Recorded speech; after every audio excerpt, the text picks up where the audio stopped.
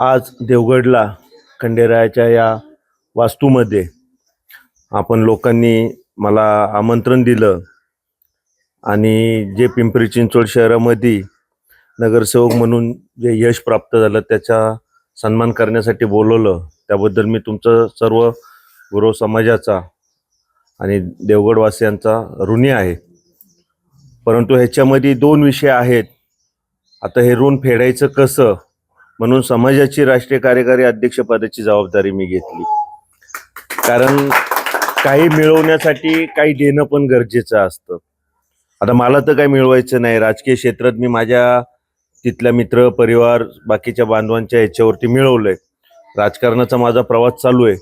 पण मी ज्या समाजातून आलेलो आहे त्या समाजातला बराचसा जो भाग आहे किंवा बरेचसे जे काही बांधव माझे आहेत, तर ते अतोनात काही ना काही गोष्टी त्यांच्याबरोबर घडत आहेत आणि ते दुःखात आहेत.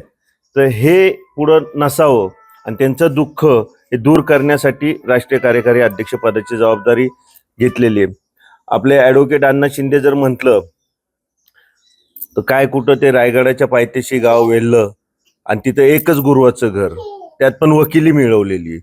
तर वकिली मिळवली आहे त्यावेळेस नोटरी झालेत, आत्ता नोटरी झालेत, त्यावेळेस वकील झालेत. तर वकिलीचा पेशा जरी चालू ठेवला असता तर आज तो माणूस मर्सिडीज बेंझमध्ये फिरत राहिला असता. तुम्हाला तर माहिती आहे जमिनीचे व्यवहार कसे असतात, काय असतात, किती पासोपाशी असतात आणि वकिलावरती अंधविश्वास असतो. परंतु त्यांनी ते काही न करता आपला समाज जो दुर्लक्षित झालेला आहे, काही गावगुंडांनी, काही जे चुकीचे लोक आहेत त्यांनी समाजाच्या लोकांना त्रास दिलेला आहे. आणि खऱ्या अर्थाने हा समाज जो आहे फक्त देवाची भक्ती करणारा आहे, देवाला बाकीची आराधना करणारा आहे. दुसरं कुठलंही त्याच्यामध्ये हेवा देवा नाही, फक्त भक्ती एके भक्ती आणि देवाची सेवा करणार आहे. तरीही त्यांच्यावरती अन्याय होत होता. म्हणून अण्णांनी वाचा फोडण्यासाठी 96 पासून जे कार्य चालू केलं, आज कुठंतरी ते वटवृक्ष झाले. त्याच्यामध्ये आपले मोहन बिराजदार असतील, त्यांची तर गोष्ट ऐकलीच आहे. बंदावणे सर आहेत, मनीषाताई आहेत, सुभाष भाऊ आहेत, अशोकजी आहेत, बाकी असे बरेचसे देशमुख कंपनी आहे लोणावळ्याची. आणि ह्याच्यात अर्धे निमित्त असे आहेत की त्यांना हे प्रश्न सोडवल्यानंतर काही कुठला लाभ होणार नाही, ना राजकीय कुठला लाभ होणार आहे ह्याच्यामध्ये, ना आर्थिक कुठला लाभ होणार आहे. फक्त एकच आहे की पूर्वी ज्या लोकांनी ह्या गोष्टीसाठी बलिदान दिलं, ज्या प्रकारे बिराजदार सरांचं त्याच्यामध्ये बलिदानच गेलेलं आहे. त्याच्या आधी एक दोन जण समाजासाठी लढले आणि ह्याच समाजाच्या धावपळी झाले. आज अण्णांची परिस्थिती तीच झालेली आहे. तर हे कुठंतरी लावलेलं जे वटवृक्ष आहे आणि ह्याच्या मागण्यातून जी सरकारकडे जी मागणी ती पूर्ण व्हावी. बंदावणे सरांनी मागाशी सांगितलं की 2 वेळा आपण प्रवास केला, प्रयास झाला, आपलं शेवटच्या टप्प्यापर्यंत. खरंच आहे, दोन्ही वेळेस सरकार पडलं. आता सगळ्यांना राजकारणाची गोष्ट माहिती आहे, त्यांनी त्यांच्या हितासाठी पाडलं आणि पडले. पण नुकसान कोणाचं झालं? आपल्यासारख्या समाजाचं झालं, आपल्यासारखे इतरही समाज आहेत. आपल्याला काय कोणाच्या ताटातलं किंवा कोणाच्या घरातलं ओढायचं नाही. जे पूर्वीपासून आपल्या वंश परंपरेने चालत आलेलं आहे ते आपल्याला मान सन्मानाने मिळवायचे. घटनेमध्ये लिहिलेलं आहे, आपल्याला बाबासाहेबांसारखा नेता झाला नाही आपल्या समाजासाठी, पण देशासाठी झाला. स्वातंत्र्य मिळवण्यासाठी पण भरपूर फ्रीडम फायटर झाले. त्यांनी जेव्हा केलं तेव्हा आपल्याला स्वातंत्र्य मिळालं, म्हणून आपला देश आज स्वातंत्र्यामध्ये. पण आपण पारतंत्र्यात आहोत, ही कुठंतरी जाण आपण ठेवली पाहिजे. आणि त्यासाठी आपली जी युवा पिढी आहे, घरच्या महिला भगिनी आहेत, यांनाही त्या गोष्टीमध्ये आणलं गेलं पाहिजे. कारण पिढीलाही कळलं पाहिजे. आता आज मुंबईवाले सगळं सेटअप करतात, ते परवानग्या काढ, हे कर, धाव. त्यांना काही गरज नाहीये समाजाची, त्यांचं त्यांचं तिथं सेटल आहेत. पण का करतात ते की माझा गावाकडचा समाज बांधव कुठंतरी त्रासात आहे ना. ते आता कोविडचा काळ आलता, आपण बघितलं असं एकमेकाला मदत करत होतो आपण सगळेजण. बाजूला कुठं मयत झाली एखाद्या घरात तर आपण जाऊन मदत करतो, त्याच्या घरात कोणी नसेल तर भांडणं झाली तर सोडवतो. तर हे समाजासाठी ही जी बाकीची मंडळी करतात ते, तर तुम्ही लोकांनी सर्वांनी साथ द्यावी. मी हीच एक विनंती करायला आलोय की येणाऱ्या 7 तारखेला जेजुरीला ह्याचा एल्गार आपण पुकारणार आहोत आणि तिथं आपण मोठ्या प्रमाणात एक कार्यक्रम पण घेतलेला आहे की महाराष्ट्रामध्ये 32 जण आपले राजकीय प्रवासामध्ये निवडून आलेले आहेत वेगवेगळ्या पदावरती. मग कोणी नगरपंचायत सदस्य झालेलं आहे, कोणी ग्रामसेवक झालेला आहे, कोणी नगराध्यक्ष झालेलं आहे, कोणी उपमहापौर झालेलं आहे, कोणी नगरसेवक आहेत, झेडपी सदस्य आहेत. तर या सर्वांना बोलून एकत्ररित्या तिथं त्यांचा सन्मान करतोय. आणि खंडेरायाला आपण तिथं मागणी करणार आहे आणि खंडेरायाला साकडं घालणार आहे की बाबा यावेळेस 17 तारखेला जे आंदोलन करतोय ते पूर्णपणे यशस्वी कर. इथून पुढं या जुन्या मागण्यांसाठी आम्हाला आंदोलन करायची वेळ येऊन देऊ नको. का तर समाज आता विखुरलेला आहे. जी आता थोडी थडकी जी मंडळी काम करतात हेच काम करणार आहेत. पुढची जी युवा पिढी आहे ती काम करत नाही, तर त्यांनाही त्याच्यामध्ये सक्रिय करा म्हणून. तर माझी आपल्या सर्वांना विनंती आहे की 7 तारखेला ज्याला जमेल त्यांनी शक्यतो पदाधिकारी तर सगळे येणारच आहेत जेजुरीला, पण आपल्या घरच्यांना पण घेऊन आपण तिकडे या. ज्या अर्थाने खंडेरायाचं तिथं दर्शन होईल, कारण हेच प्रतिरूप इथं आहे. ठीक आहे, तर तेही दर्शन होईल आणि आपल्या महाराष्ट्रामध्ये कोण कोण कुठं कुठं कुठल्या कुठल्या पदावर करतोय तर ती एक ओळख पाळख होईल आणि माहिती होईल. आणि आपली जी युवा पिढी आहे त्यांना ते ज्ञान होईल. उद्या जर एखाद्या, आता समजा कुणाचं उदाहरणार्थ एखाद्याचा मुलगा गेला बाबा कोल्हापूरला, तर कोल्हापूरला त्याला काय अडचण झाली, गाडी पंक्चर झाली, गाडी हरवली, काय झालं, तर तिथून तो काय करणार, तर त्याला ते माहिती असलं पाहिजे की कोल्हापुरात आपले हे भाऊबंद आहेत, हे समाजाचे लोक आहेत, हे मोठ्या पदावरती, त्यांच्याकडे जाऊन तो बोलू शकतो आणि साहजिक ते लोक मदत करतात. तर हे अनुषंगाने आपण ते कार्यक्रम भरवलेला आहे.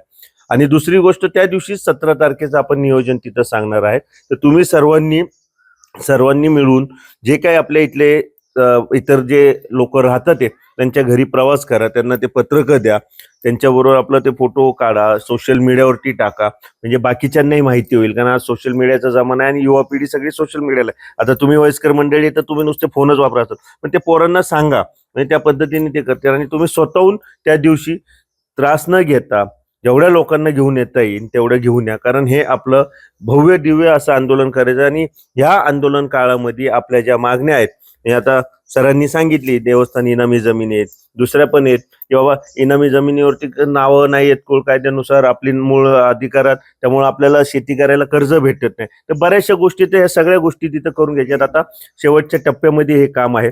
आणि आता जे सरकार बसलेलं आहे, तर ह्या सरकारनी इलेक्शनच्या पूर्वी आपली ओबीसी मध्ये आपल्या लोकांची बैठक घेतलेली होती. त्याच्यासाठी 100-125 लोक आपण गेलो होतो. त्यावेळेस आपली हीच मागणी होती, पण त्यांनी ते झाल्यानंतर करतो म्हणले, पण तो विसर पडलाय. तर तो विसर नको पडायला, तो परत त्यांच्यामध्ये आणायचा आहे आणि काम करून घ्यायचंय. त्यामुळे तुम्ही सर्व एकजुटीने त्या आंदोलनाला यावं अशी मी तुम्हाला संघटनेच्या वतीने विनंती करतो. त्याचप्रमाणे ह्याच्यात फक्त गुरव समाजाचा पदाधिकारी येणार नाही किंवा गुरव समाजाचा बांधव नाही, विविध जे पुजारी मंडळी आहेत, आता पुण्यामध्ये ब्राह्मण लोकांनी पण आपल्याला हे दिलेलं आहे, ती लोक पण येणार आहेत. कारण देवस्थानचं म्हटलं की त्यांचं पण काहीतरी कुठंतरी अधिकार कुठंतरी आहे. त्याच्यानंतर अजून गोसावी समाजाचे पण आहेत, काही जागी ग्रामीण भागामध्ये परीट समाजाचे लोक पण देवपूजा करतात. तर या सर्वांचे प्रश्न सुटणार आहेत, म्हणून तेही आपल्याबरोबर सहभागी होणार. पण प्रामुख्याने गुरव हा सहभागी झाला पाहिजे, कारण हे आपल्या अखिल गुरव समाज संघटनेने ठरवलेला कार्यक्रम आहे. त्यामुळे आपल्याला विनंती करतो की आपण सर्वांनी यावं, ही एवढी शेवटची विनंती आपल्याला. आणि इथून पुढं आपली जी युवा पिढी आहे घरातली, बाकीची जी मंडळी आहेत, यांनाही ह्याच्यामध्ये सक्रिय करा, कारण पुढचा काळ खूप सोकवात चाललेला आहे. आता पुढं कशी परिस्थिती निर्माण होणार आहे आपल्याला माहिती नाहीये. आणि एकमेकाच्या समाजावरती एकमेकाचा विरोध चालू पण आहे. कालांतराने राजकारणामध्ये हे बंद पण होऊ शकतं, पण राहू पण शकतं. पण त्यासाठी आपण सक्षम असणं गरजेचं आहे, तयार असणं गरजेचं आहे. म्हणून मी तुम्हाला आज विनंती करतो की 17 तारखेच्या आंदोलनाला सर्वजण सहभागी व्हा. जोराने आपण चांगल्या मनाने आंदोलन करूयात आणि आपल्या ज्या काय मागण्या आहेत त्या पूर्ण करून घेऊ. पुढच्या काळात आम्ही पाठपुरावा करूच, तुम्हालाही त्याची सर्व माहिती भेटेल. आणि आज तुम्ही इथं बोलवलं, माझा मान सन्मान केलात. आणि ह्या मायभूमीमध्ये, ही जी मायभूमी आहे, इथूनच माझ्या वडिलांनी आजोबांनी तिकडं पिंपरी चिंचवडला प्रस्थान केलं. आणि या खंडेरायाच्या आशीर्वादाने तिथं जे काय मी योग्य काम करतोय त्याला मला व्यवस्थित सगळं तुमच्या लोकांचे आशीर्वाद भेटतात. त्यामुळे मी तुमचा ऋणी राहील एवढी विनंती करतो. जय हिंद, जय महाराष्ट्र. साई दृष्टी नेत्रसेवा चष्माघर अकोले शहरातील सर्व अत्याधुनिक सुविधा उपलब्ध असलेले एकमेव अद्ययावत शोरूम म्हणजेच साई दृष्टी नेत्रसेवा चष्माघर. आमच्याकडे Titan, Fastrack, Puma, Oakley, Velocity, CK, Ray Ban, ID, Vogue, Police, Stepper, Scott, Carrera, Tommy Hilfiger, Killer, Crizal, Zeiss, Prime, Bronzer, Yash, Bausch and Lomb, Johnson and Johnson, Alcon आदी कंपन्यांच्या फ्रेम्स, सनग्लासेस, लेन्सेस व contact lenses योग्य दरात उपलब्ध. तसेच Titan company लेन्सेसचे एकमेव अधिकृत विक्रेते. आता अकोल्यात प्रथमच ऑटो मशीनद्वारे चष्म्याची रोबोटिक फिटिंग. प्रोग्रेसिव्ह चष्म्यासाठी डोळ्यांचे व चष्म्याचे अचूक मोजमाप करण्यासाठी जाईस कंपनीचे सॉफ्टवेअर असलेला ॲपल कंपनीचा टॅब.